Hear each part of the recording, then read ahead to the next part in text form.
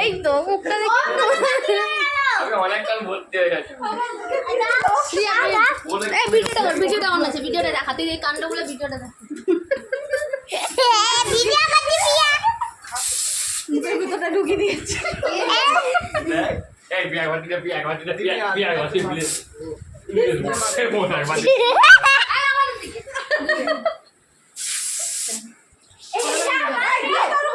Please কানে পানি this না। বন্ধ করবো?